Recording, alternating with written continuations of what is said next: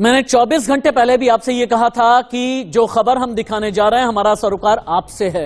हमने ये ठाना है कि डराना नहीं है, हमें टीआरपी बटोरनी नहीं है, टीआरपी के नाम पर कोई ड्रामा करना नहीं है, क्योंकि बात आपकी जिंदगी की है, बात कोरोना की है, बात आपके अपनों के सरोकार की है। लिहाजा हम किसी भी ऐसी खबर की तरफ नहीं जाएंगे जिसकी वजह से सेंसेशन क्रिएट हो। नमस्ते, मैं राशिद। चीन में चीत्कार है, यह सच है। पूरे देश में, पूरे चाइना में हाहाकार है, यह भी सच है। लेकिन भारत अभी तक अपना हेल्थ इंफ्रास्ट्रक्चर इतना मजबूत किए हुए है, खुद प्रधानमंत्री नरेंद्र मोदी हर एक राज्य की मॉनिटरिंग कर रहे हैं। हेल्थ इंफ्रास्ट्रक्चर कितना तैयार है, ऑक्सीजन प्लांट से लेकर के बाकी हॉस्पिटल में बेड कितने हैं, कोविड प्रोटोकॉल का कितना पालन किया जा रहा है, इन सभी को लेकर के केंद्र सरकार की नजर है। लेकिन देश में कोरोना के खतरे को लेकर के केंद्र सरकार अलर्ट है और राज्यों को भी अलर्ट किया जा रहा है। पहली बिग ब्रेकिंग, दिल्ली एयरपोर्ट पर 2 यात्री पाए गए कोरोना पॉजिटिव। विदेश से लौटे 2 यात्री कोरोना पॉजिटिव पाए गए हैं। आगरा में भी चीन से लौटे शख्स को कोरोना हो गया है। आगरा में चीन से लौटा कारोबारी कोरोना पॉजिटिव पाया गया है। इन सभी के बीच में अब देश में भी एक तरीके का डर है, लेकिन हम ये कहेंगे कि डरना नहीं है, आपको सावधान रहना है, क्योंकि विदेश से लौटे 2 यात्री दिल्ली में कोरोना पॉजिटिव पाए गए हैं। एक कारोबारी है जो आगरा में चीन से लौटा था, ये शख्स भी कोरोना पॉजिटिव पाया गया है। ये तो हो गई पहली ब्रेकिंग न्यूज, लेकिन आपके लिए जानना बहुत जरूरी है कि देश और दुनिया में अभी हो क्या रहा है, भारत क्या कर रहा है, चाइना में चल क्या रहा है। अलग अलग तस्वीरें अब आप देखें। जैसा मैंने शुरुआत में कहा कि चीन में चीख पुकार हाहाकार सब कुछ है। भारत लेकिन खबरदार है, भारत की वैक्सीन असरदार है। अमेरिका लाचार है, फ्रांस, जर्मनी, इटली, हर जगह BF.7 का वार है। लेकिन वेरिएंट एक नया आ गया अमेरिका में, जिस वेरिएंट का नाम है XBB, और ज्यादातर जो केसेस हैं अमेरिका में XBB वेरिएंट के ही आ रहे हैं। लेकिन अब आपके लिए जानना बेहद जरूरी है कि राज्यों में क्या चल रहा है, आपके राज्य में क्या चल रहा है, आपके शहर में क्या चल रहा है, आपके जिले में क्या हो रहा है, आपके गांव में क्या हो रहा है। घर से लेकर के बाहर तक की हर एक खबर। कर्नाटक सरकार की कोरोना पर आज होने जा रही है बहुत बड़ी रिव्यू मीटिंग। इसका मतलब यह है कि कोरोना गाइडलाइंस, नई कोरोना गाइडलाइंस कर्नाटक सरकार जारी करने वाली है। वहीं दिल्ली में भी आप आ जाइए, दिल्ली सरकार के स्वास्थ्य अधिकारी सुपर एक्टिव हो गए हैं। दिल्ली सरकार के जितने भी स्वास्थ्य अधिकारी हैं, सरकारी अस्पतालों का इन्होंने दौरा करना शुरू कर दिया है। पिछले 4 दिन से दिल्ली इंटरनेशनल एयरपोर्ट पर रैंडम टेस्ट भी किए जा रहे हैं। लेकिन देश के बड़े डॉक्टर्स एक साथ अब इंडिया न्यूज पर लाइव हैं, सुनिए। अवेयरनेस इस समय काफ़ी ज़्यादा है, लोग वैक्सीनेट हो चुके हैं और लोगों को आइडिया है कि अब उनको किस तरह से अपना बचाव करना है। इसके अलावा डॉक्टरों की, अस्पतालों की एवं सरकार की तैयारी भी पिछली बार की तुलना में काफ़ी अच्छी है।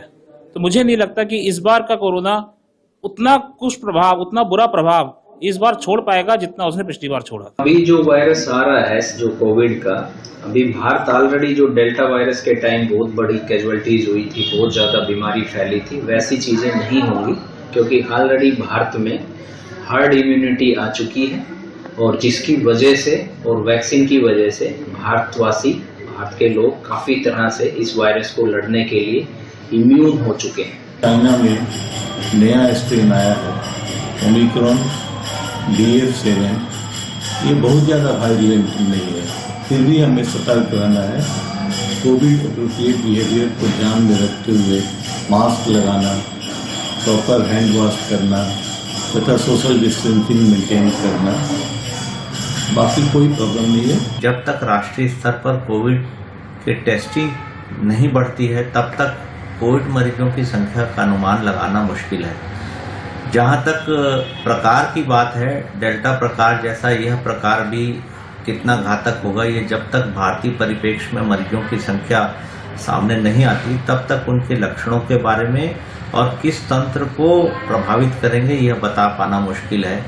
तो मेरे मुताबिक वो उतनी संख्या में, उतनी तादाद में या उतनी फेरोसिटी से नहीं आएगा। अगर आता भी है तो वो इतना विरुलेंट या पैथोजेनिक नहीं होगा, क्योंकि जितनी बार ये वायरस म्यूटेट हो चुका है, उतनी बार म्यूटेशन की वजह से उसमें उतनी विरुलेंस या पैथोजेनिसिटी नहीं रहती।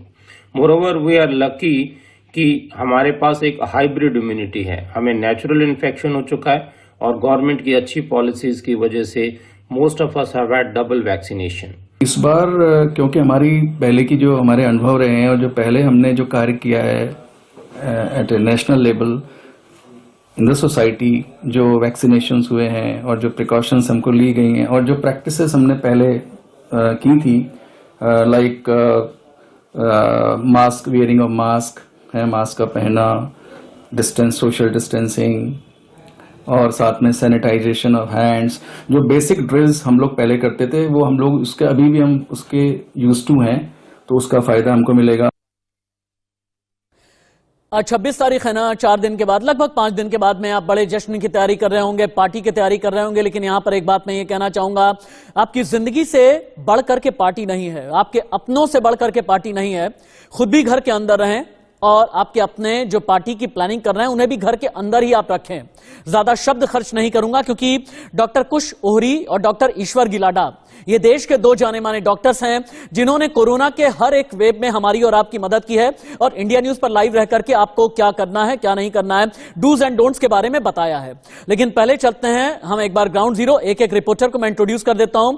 इंडिया न्यूज संवाददाता सुजाता द्विवेदी मुंबई से लाइव, मेरे सीनियर कोलीग अजय जांडियाल जम्मू से लाइव, अनिल चौधरी गाजियाबाद से रिपोर्ट कर रहे हैं, रजत भी हैं नोएडा से लाइव रिपोर्ट कर रहे हैं, विष्णु हैं राजस्थान की राजधानी जयपुर से लाइव हैं, थोड़ी देर के बाद में दिल्ली से जतिन भी जुड़ने वाले हैं। लेकिन सबसे पहले सुजाता के बाद में चलते हैं। सुजाता, कोविड की फर्स्ट और सेकंड वेव में हमें धारावी याद है, हमें मुंबई याद है, महाराष्ट्र ने कितना झेला था ये भी हमें याद है। महाराष्ट्र का अभी हाल क्या है, हेल्थ इंफ्रा के मामले में क्या हाल है, जो हेल्थ सेक्टर से जुड़े हुए जितने लोग हैं किस तरह की तैयारी आगे आने वाले वक्त के लिए की गई है? पिछले दिन जो है कल महाराष्ट्र में 50 कोविड के केसेस रिपोर्ट किए गए और मुंबई में जो है करीब 11 केसेस पाए गए हैं। ठीक है। और ऐसे में ये जो केसेस है जो है स्लम से पाए गए हैं, तो ऐसे में अगर हम हेल्थ इंफ्रा की बात करें तो मुंबई के ऐसे कई बड़े अस्पताल हैं, चाहे सदर हॉस्पिटल हो गए या फिर JJ हॉस्पिटल या सेंट जॉर्ज हॉस्पिटल। ठीक है, ये हॉस्पिटल के बारे में आपने बताया, बहुत जल्दी ये बताएं कि एयरपोर्ट अपडेट क्या है आपके पास? बिल्कुल, देखिए एयरपोर्ट पर जो इंटरनेशनल फ्लाइट आ रहे हैं और डोमेस्टिक फ्लाइट आ रहे हैं, दोनों ही जगह जो है रैंडम RT-PCR टेस्ट किया जा रहा है और ऐसे 2% कोई भी रैंडम ट्रैवलर्स को उठाकर जो है उनका टेस्ट किया जा रहा है। ठीक है, ताकि उनके कोविड टेस्ट पॉजिटिव या नेगेटिव है वो पाया जा सके। ठीक है, अजय जांडियाल के पास में चलते हैं। अजय, हाल के दिनों में सबसे पहले तो मैं ये जानना चाहूंगा कि माता वैष्णो देवी दरबार में क्या क्या कोविड प्रोटोकॉल हैं, ताकि जो श्रद्धालु दर्शन करने के लिए जाने वाले हैं उन्हें क्या करना है क्या नहीं करना है इसके बारे में जानें। जम्मू के अलावा घाटी के बारे में भी आप बताएं, क्योंकि ये एक ऐसा वक्त है, भले ही ठंड है, भले ही माइनस में पारा चला गया है, लेकिन जो सैलानी हैं ऐसे में भी घाटी पहुंचते हैं, उन्हें डल झील जाना होता है, उन्हें पहलगाम जाना होता है, उन्हें गुलमर्ग जाना होता है, उन्हें सोनामार्ग जाना होता है। जम्मू और घाटी का अपडेट क्या है? देखिए, सबसे पहले माता वैष्णो देवी की बात की जाए तो माता वैष्णो देवी श्राइन बोर्ड ने साफ कर दिया है कि बिना मास्क के जो कोविड प्रोटोकॉल है उसको पूर्णतः पालन किया जाएगा, क्योंकि देश भर से, दुनिया भर से वहां पे श्रद्धालु आते हैं, उस चीज को सुनिश्चित करने के लिए कहा गया है। वहीं अगर बात की जाए कश्मीर घाटी की तो सैलानी वहां पर आ रहे हैं, हालांकि जो लोकलाइज टूरिस्ट हैं जो देश के अन्य राज्यों से आ रहे हैं उनके लिए अभी तक किसी तरह से कोविड टेस्टिंग की बात नहीं की गई है, मगर आहिस्ता आहिस्ता प्रशासन की तरफ से लोगों को ये हिदायतें दी जा रही हैं कि आप भी अगर मास्क डालेंगे, जैसे कल प्रधानमंत्री ने भी मन की बात में कहा कि कोविड प्रोटोकॉल को अगर हम पालन करें तो कहीं ना कहीं आने वाली चुनौतियों से निपटा जा सकता है। डॉक्टर ईश्वर गिलाडा और डॉक्टर कुश ओहरी भी मेरा इंतजार कर रहे हैं। आज आप मेरे साथ में रहिए, जितने भी मेरे सहयोगी हैं आप स्क्रीन पर बने हुए हैं, इसलिए स्टैटिक मेरे साथ में स्क्रीन पर आप रहे हैं। डॉक्टर ईश्वर गिलाडा, मुझे अपने घर के लिए किसके लिए डरना या सावधान रहना सबसे पहले जरूरी है? क्या बुजुर्गों के लिए, महिलाओं के लिए, बच्चों के लिए या किसी और एज ग्रुप के लिए? आज के हालात में आपको जो बुजुर्ग है और जो कोमॉर्बिडिटी वाले हैं, खाली कोमॉर्बिडिटी नहीं, सीवियर कोमॉर्बिडिटी, जिसको कैंसर है, जिसको रिनल ट्रांसप्लांट हुआ है, जिसका डायबिटीज अनकंट्रोल है, ऐसे लोगों के लिए सावधान रहना चाहिए। और अच्छा, खास करके अब यहीं पर रुकिएगा, अब 2 वेरिएंट के बारे में आप बताएं। BF.7 एक जो ये चाइना वाला है और अमेरिका में एक और वेरिएंट है XBB, क्या ये खतरा भारत पर भी है? देखिए, भारत में जो चल रहा है ओमिक्रॉन, ये ओमिक्रॉन BA.2 है और BA.2.10.1 और BA.2.75 मिलके XBB बना है। तो भारत के मरीजों में जो भी कोविड के हैं 70% लोगों में XBB है और भारत ने BA.2 होने की वजह से और थोड़ा सा BA.3 था, BA.4 और 5 को एंट्री नहीं दी।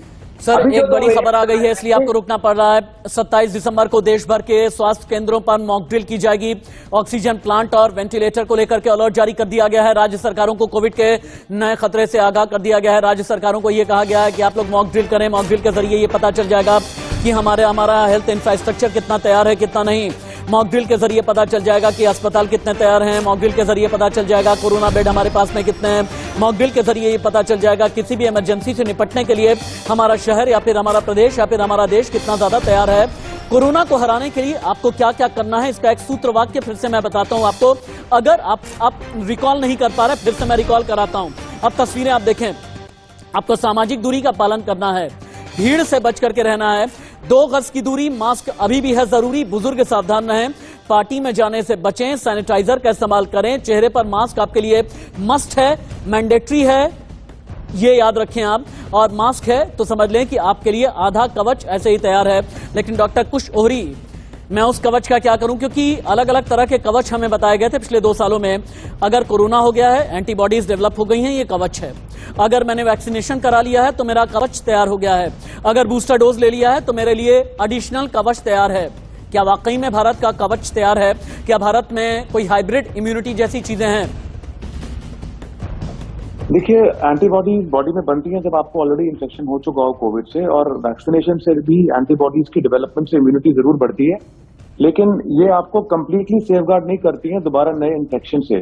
ठीक है। तो हमें जो पुरानी कोविड प्रोटोकॉल्स हैं, we have to still follow them. We should frequently wash our hands, 1 meter का डिस्टेंस मेंटेन करिए व्हेन यू मीट पीपल। इसके अलावा जो हमारी पुरानी गाइडलाइंस थी जिसमें कि आप लेकिन डॉक्टर कभी भी अगर छींक रहे हैं या खांसी कर रहे हैं तो डॉक्टर कुश, आप ये जो बातें बता रहे हैं ना, ये तो मैं ग्राफिकल इनपुट के तौर पे चीजें चला रहा हूं, लेकिन क्या है ना, ये जो कोरोना है बहुत ज्यादा कंफ्यूज कर रहा है। अब कंफ्यूज कैसे कर रहा है? जो शुरू में कोरोना था, हमें ये लगता था कि भाई सांस की नाली पर अटैक कर देता है, फेफड़े पर करता है। सेकेंड वेव में हमने ये जाना कि ये भाई दिल पर भी अटैक कर देता है, ये कोरोनरी आर्टरी को भी डैमेज कर देता है। बाद में ये पता चला कि स्किन को भी डैमेज कर रहा है, आंखों को भी डैमेज कर रहा है, कान को भी डैमेज कर रहा है, ब्लैक फंगस जैसी परेशानी भी पैदा कर रहा है, बच्चों के लिए एक अलग तरीके की परेशानी पैदा कर रहा है। ये जो नया वेरिएंट है, इसने भी कंफ्यूजन क्रिएट किया हुआ है। ये कंफ्यूजन एक बार आप दूर करें मेरे दर्शकों के लिए। देखिए, जो नया वेरिएंट है, it is still very new for us to give you a very clear detail कि कौन कौन से मल्टी सिस्टम्स पे बॉडी के एक्ट करेगा। ठीक है। लेकिन जो चीजें जरूरी है समझने की वो ये है कि सबसे पहले हमें अपनी प्रिकॉशंस पे पूरा जोर देना है, जो आपने ऑलरेडी बता ही दी है। एंड आई थिंक हमें सबको ऑलरेडी पता भी है कि इम्यूनिटी बढ़ाने के लिए। और सर, स्टेट अपडेट आ गया मेरे पास में। State update, I am so sorry, आपको बीच में रोकना पड़ रहा है, बहुत तेजी के साथ में चलेंगे। एमपी के हेल्थ मिनिस्टर ने यह कह दिया है कि मध्य प्रदेश में हालात नॉर्मल हैं, इस वक्त की बिग ब्रेकिंग। वहीं बिहार के सीएम नीतीश कुमार बोले राज्य में कोरोना नहीं है, लेकिन सतर्क रहना जरूरी है। यूपी में माघ मेले में एंट्री के पहले कोरोना जांच की जाएगी। गुजरात में कोरोना की आहट से सूरत सतर्क हो गया, यानी गुजरात, मध्य प्रदेश, उत्तर प्रदेश, हर जगह ही सतर्कता, एक्स्ट्रा अलर्टनेस है। बिहार के सीएम नीतीश कुमार बोले कि राज्य में कोरोना नहीं है, लेकिन सतर्क रहना आपके लिए बेहद जरूरी है। एक बार हम चलते हैं यूपी में माघ मेले में, चूंकि एंट्री से पहले कोरोना जांच जरूरी है। अनिल चौधरी के पास में चलते हैं। अनिल, गाजियाबाद से आप रिपोर्ट कर रहे हैं, चूंकि दिल्ली से लगा गाजियाबाद, दिल्ली से लगा नोएडा, दिल्ली से लगा फरीदाबाद, दिल्ली से लगा गुरुग्राम, खतरा कितना बड़ा है? जिस तरीके से हाई लेवल मीटिंग की गई देश के प्रधानमंत्री द्वारा, और उसके बाद में उत्तर प्रदेश के मुख्यमंत्री के साफ आदेश आ जाते हैं, सभी जो जिलाधिकारी हैं, सभी जिले के अधिकारी जो है उस पर मॉनिटरिंग करेंगे। और उसके बाद से बाजार का बताएं आप, बाजार का बताएं। ईयर एंड गाजियाबाद बहुत ज्यादा भीड़ होती है, आप गोविंदपुरम चले जाएं, तुराब नगर चले जाएं, या गाजियाबाद के जो अलग अलग इलाके हैं, आनंद विहार के सामने वाला जो इलाका है, वैशाली, इंदिरापुरम, हर जगह भीड़ बहुत ज्यादा होती है। भीड़ का बताएं। जी बिल्कुल, मैं वही बताना चाह रहा था, क्योंकि 25 तारीख जैसे कि क्रिसमस चल गया है, तो उत्तर प्रदेश के मुख्यमंत्री द्वारा ये आदेश दे दिए गए थे कि कोई भी गैदरिंग ना हो, ज्यादा भीड़ कहीं भी इकट्ठा ना हो, ना कोई पार्टी हो, उसका असर सीधा। ठीक है, इससे पहले कि राजस्थान की राजधानी जयपुर हम चले हैं, देश के जाने माने डॉक्टर्स कुछ और भी कहना चाहते हैं। एक बार इंडिया न्यूज की कोविड ओपीडी में देश के जाने माने डॉक्टर्स लाइव। वायरस डिटेक्ट हुआ है, जो सबसे पहले चाइना में निकला है, ये है BF7, और उसमें अभी चाइना में जैसे कि लॉकडाउन भी चल रहा है, और ये क्या कहते हैं कि वर्ल्ड में फैलेगा, और इसका जो स्प्रेड है ज़्यादा है, और और ये इंडिया में भी आएगा, तो हमें पूरी प्रिकॉशंस रखनी चाहिए और हमें केस जितने भी हैं ज़्यादा डिटेक्ट करें उतने ज़्यादा बढ़िया हैं, डिटेक्ट करें और उनको आइसोलेट करें और उनको ट्रीट करें। क्योंकि अब तो मोस्टली लोगों की, पब्लिक की, जनता की वैक्सीन लगी चुकी है, बूस्टर डोज भी लगी चुकी है, पब्लिक इतनी अवेयर हो चुकी है, तो मुझे नहीं लगता कि पहले ऐसी पीक आएगी कोविड की जो है इस बार। पब्लिक पैनिक नहीं होना चाहिए, पब्लिक को सावधानी बरते, मास्क लगाए, सैनिटाइज यूज करे, डिस्टेंस मेंटेन करे, तो नहीं होना चाहिए कि पहले ऐसी पीक आएगी इसमें कोरोना को। 3 वेव हमारे यहाँ आ चुकी हैं और हमारे यहाँ जो प्लस पॉइंट ये है कि हमारे नेचुरल इन्फेक्शन काफ़ी ज़्यादा लोगों को हो चुका है और उसके बाद मैक्सिमम पॉपुलेशन ने 2 डोज कोविड की लगा चुके हैं। तो इन जो हमारा जो स्टेटस है इम्यूनिटी का अगेंस्ट कोविड वो बहुत ज़्यादा है। तो अब अगर स्पाइक आएगी तो ये कहना तो बड़ा मुश्किल है कि नंबर ऑफ केसेस कितने होंगे, लेकिन ये जरूरी कि सीवियरिटी हमारे यहाँ इतनी नहीं होगी जितनी पहले फर्स्ट या सेकंड वेव में हुई थी। इंडिया का जो वैक्सीनेशन स्टेटस है और बाकी इम्यूनिटी स्टेटस है, डेफिनेटली हम वर्ल्ड में काफी अच्छे पोजीशन पे हैं। तो एक प्रॉब्लम जरूर है कि अभी हमने बूस्टर डोज जो लिया हुआ है वो काफी कम लिया है। अगर हम डाटा देखें तो बूस्टर डोज केवल 7 to 8% लोगों ने लिया है और जब से ये खबरें आई हैं लोगों में बूस्टर डोज लेने की जो प्राथमिकता बढ़ी है, लोग अब आके ले रहे हैं। ठीक है, तो इसलिए मैं ये कहूंगा कि दोबारा वेव, इतनी बड़ी डेल्टा वेव जैसे आने की चांसेस तो काफी कम लग रही हैं। लेकिन अभी खबर ही आ रही है कि आरा में कुछ नए कोरोना पॉजिटिव मरीज मिले हैं। सीधे चलते हैं इंडिया न्यूज संवाददाता शक्ति सिंह के पास में। शक्ति, आरा या फिर आरा के अलावा जो बिहार यूपी बॉर्डर के लगे हुए इलाके हैं वहां से आपके पास में अपडेट क्या है? हालांकि बिहार के सीएम नीतीश कुमार ने यह कहा है कि बिहार में कोरोना नहीं है, लेकिन सतर्क रहने की जरूरत है। अलग अलग शहरों के बारे में बताएं और एयरपोर्ट पर किस तरह की अलर्टनेस है, इससे भी अपडेट कराएं।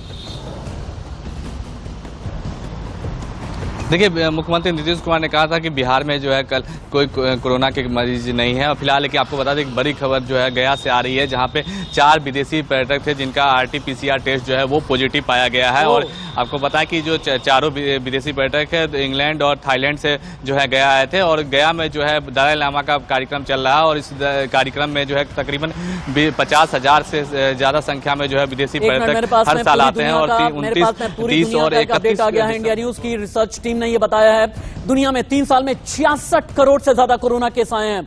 3 साल में 66 करोड़ से ज्यादा कोरोना केस। आप सोच करके देखें, जापान में 24 घंटे में 1,40,000 नए कोरोना मरीज मिले हैं। चाइना में वेयर हाउस में रखी जा रही हैं हजारों लाशें। चीन अब नहीं देगा कोरोना केस और मौत का डेटा, ये चीन ने अपना फैसला कर लिया है। लेकिन जापान में 24 घंटे में लगभग 1.5 लाख नए कोरोना मरीज मिले। चाइना में वेयर हाउस में कतार में रखी गई हैं लाशें, क्योंकि फ्यूनरल अंतिम संस्कार करने में बहुत ही ज्यादा मशक्कत करनी पड़ रही है। एक बार चलते हैं इंडिया न्यूज संवाददाता विष्णु के पास में। राजस्थान की राजधानी जयपुर से विष्णु लाइव हैं। विष्णु, राजस्थान का कोरोना अपडेट क्या है, क्विकली बताएं। देखिए, राजस्थान में 100 से भी कम पेशेंट अभी हैं। कल मुख्यमंत्री अशोक गहलोत ने भी कहा था कि किसी भी सिचुएशन के लिए राजस्थान तैयार है। मैं एक डॉक्टर के केबिन में मौजूद हूँ, सीनियर डॉक्टर जया मेरे साथ है। मैडम, लगातार आप सलाह दे रहे हैं कि मास्क लगाओ और जो बूस्टर डोज है वो लगाओ। किस तरह के पेशेंट आ रहे हैं और मैडम क्या सावधानी बरतने की जरूरत है, क्योंकि पूरे देश में फिर से कोरोना दस्तक दे रहा है? जी सर, नमस्ते। मैं ये कहना चाहती हूँ कि जैसे जितने भी पेशेंट आ रहे हैं, आज अभी आपके सामने भी आपने देख लिया, बहुत सारे खांसी जुकाम के पेशेंट आ रहे हैं और गले में दर्द और खांसी जुकाम बुखार ये पेशेंट आ रहे हैं। और ये सर्दी का मौसम है तो लोग बाग ओढ़ के भी सोने लगे। तो मेरा कहना ये है कि यदि इतना होने के बावजूद भी यदि खांसी जुकाम के पेशेंट आ रहे हैं तो इनको अब सावधानी बरतने की जरूरत है, मास्क लगाने की जरूरत है, सोशल डिस्टेंसिंग की जरूरत है।